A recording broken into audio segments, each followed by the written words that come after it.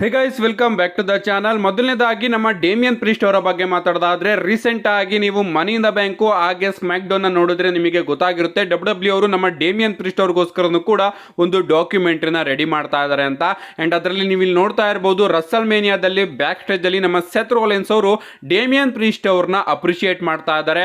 ಅವರು ಚಾಂಪಿಯನ್ಶಿಪ್ ನ ಗೆದ್ದಾದ್ಮೇಲೆ ಇದು ನಿನ್ನ ಲೈಫ್ ನ ಬಿಗ್ಗೆಸ್ಟ್ ಮೂಮೆಂಟ್ ಅಂಡ್ ನನಗೆ ತುಂಬಾನೇ ಖುಷಿ ಆಗ್ತಾ ಇದೆ ಅಂತ ನಮ್ಮ ಸೆತ್ ರೋಲೆನ್ಸ್ ಅವರು ಡೇಮಿಯನ್ ಪ್ರೀಸ್ಟ್ ಅವರಿಗೆ ತಿಳಿಸ್ತಾ ಇದ್ದಾರೆ.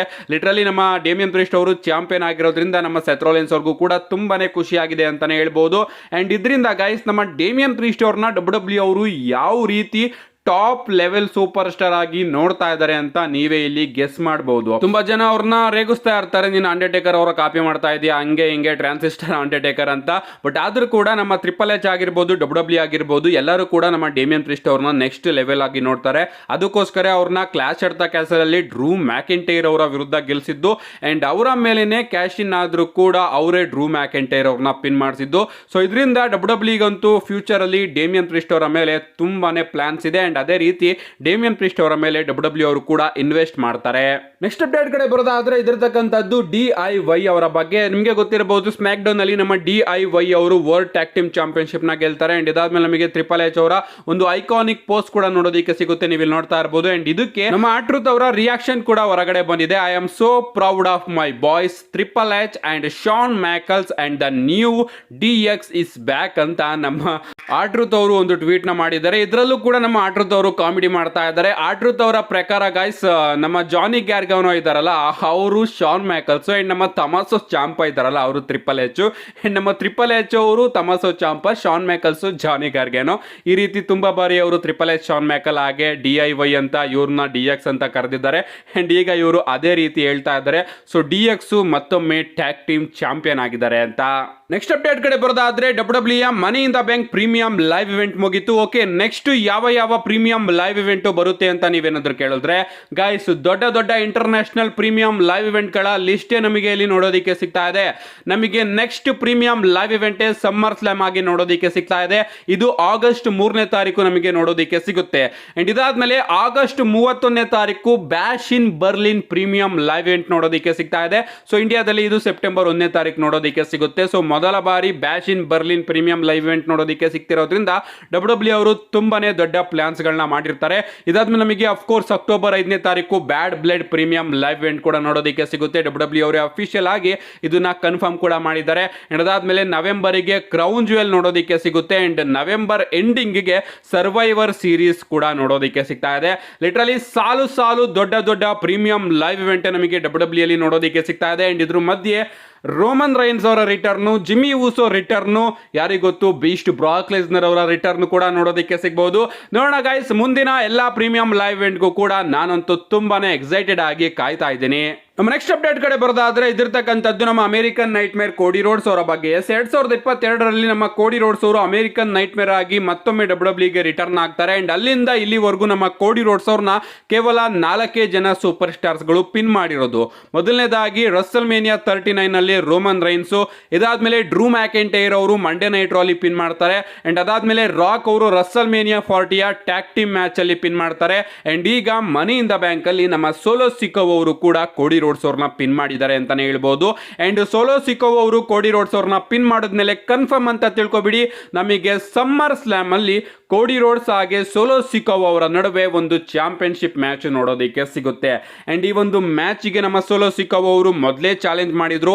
ಅಂಡ್ ಈಗ ಅವರು ಚಾಂಪಿಯನ್ ನ ಪಿನ್ ಮಾಡಿರೋದ್ರಿಂದ ಈ ಒಂದು ಮ್ಯಾಚ್ ನಮಗೆ 100% ನೋಡೋದಕ್ಕೆ ಸಿಗುತ್ತೆ. So solo Sikoa versus Cody Rhodes SummerSlam ನ ಮೈನ್ ಇವೆಂಟ್ ಅಲ್ಲಿ ಅನ್ಡಿಸ್ಪ್ಯೂಟೆಡ್ ಡಬ್ಲ್ಯೂ ಚಾಂಪಿಯನ್ಶಿಪ್ ಗೆ ಮ್ಯಾಚ್ ನೋಡೋದಕ್ಕೆ ಸಿಕ್ಕರೆ ಆ ಒಂದು ಶೋ ಅಲ್ಲಿ ರೋಮನ್ ರೈನ್ಸ್ ಅವರ ರಿಟರ್ನ್ ಆಗದೆ ಇರುತ್ತಾ?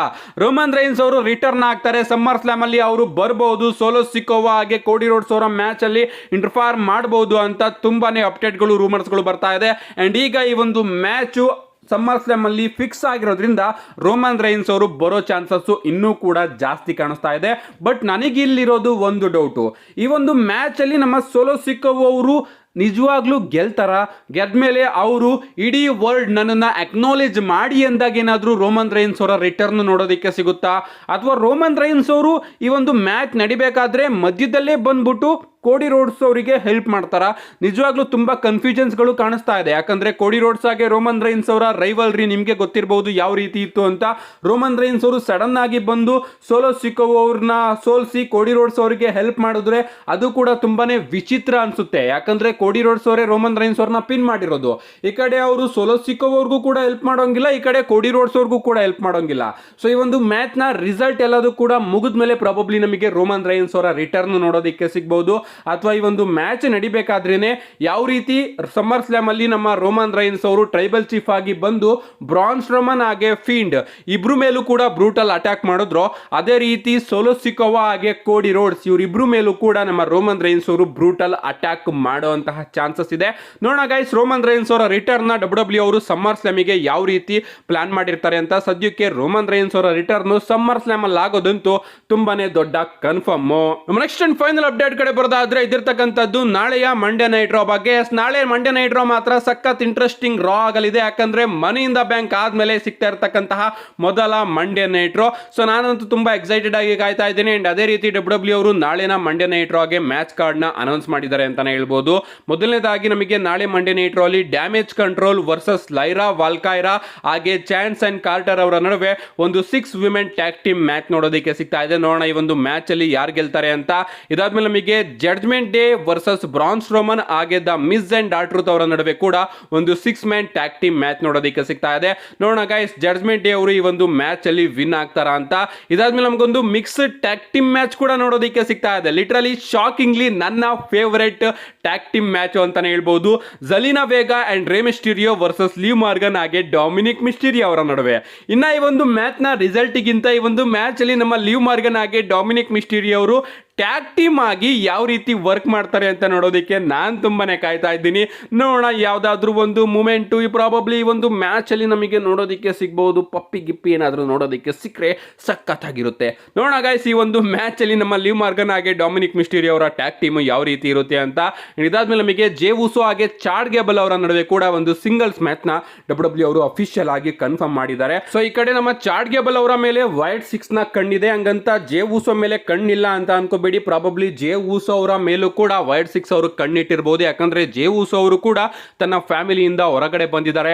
ಫೈರ್ ಫೈಲ್ಸ್ ನ ತಂದು ಅಂತ ಹೇಳ್ಕೊಂಡು ಓಡಾಡ್ತಾ ಇದ್ರು. ಸೊ ಈ ಕಡೆ ಚಾಡ್ ಗೇಬಲ್ ಹಾಗೆ ಜೇ ಉಸೋ ಅವರ ಈ ಒಂದು ಮ್ಯಾಚ್ ಅಲ್ಲಿ ನಮಗೆ ವೈಟ್ 6 ನ ಇನ್ವಾಲ್ವ್ಮೆಂಟ್ ನೋಡೋದಕ್ಕೆ ಸಿಗಬಹುದು. ಯಾರಿಗೂ ಗೊತ್ತು, ಅವರು ಬಂದು ಇಬ್ರು ಮೇಲೂ ಕೂಡ ಅಟ್ಯಾಕ್ ಮಾಡಬಹುದು ಅಥವಾ ಚಾಡ್ ಗೇಬಲ್ ಅವರ ಮೇಲೆ ಮಾತ್ರ ಅಟ್ಯಾಕ್ ಮಾಡುವಂತಹ ಚಾನ್ಸಸ್ ಇದೆ. ಸೊ ನಾಳೆ ಈ ಒಂದು ಮ್ಯಾಚ್ ನ ನೋಡೋದಕ್ಕೆ ನಾನಂತೂ ತುಂಬಾ ಕಾಯ್ತಾ ಇದ್ದೀನಿ. ಇದಾದ್ಮೇಲೆ ನಾಳೆ ಪ್ರಾಬಬ್ಲಿ ನಮಗೆ ಡ್ರೂ ಮ್ಯಾಕೆಂಟೈರ್ ಅವರ ಎಂಟ್ರಿ ನೋಡೋದಕ್ಕೆ ಸಿಗಬಹುದು.